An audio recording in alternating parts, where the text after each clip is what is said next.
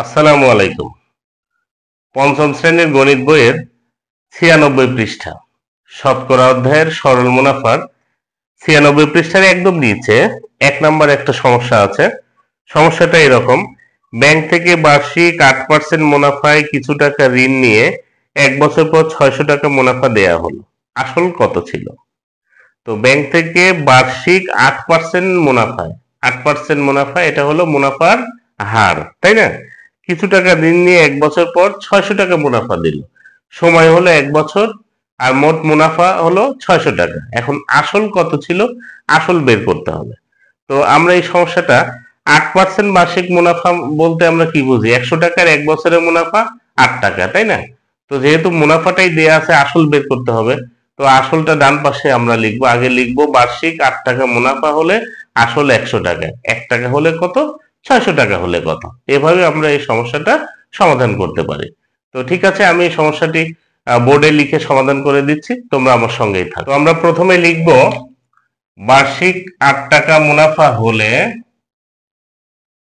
বার্ষিক ৮ টাকা মুনাফা হলে আসল আসল কত টাকা? আসল ১০০ টাকা, তাই না? বার্ষিক ৮ টাকা মুনাফা হলে আসল ১০০ টাকা।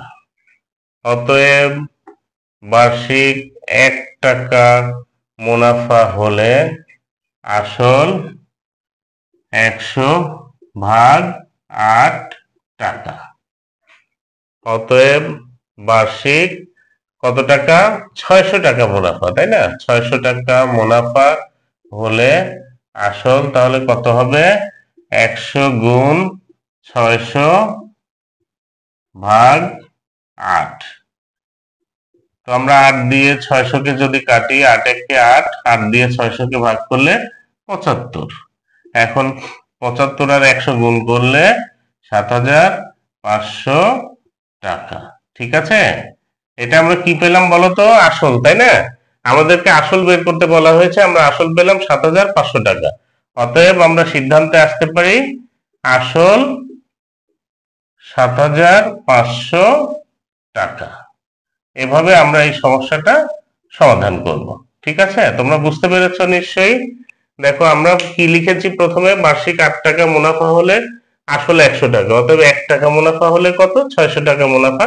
এটা আমরা ক্যালকুলেশন করে পেয়েছি ৭৫০০ টাকা। এটাই হলো আসল। তো ঠিক আছে, সবাই ভালো থেকো, ধন্যবাদ।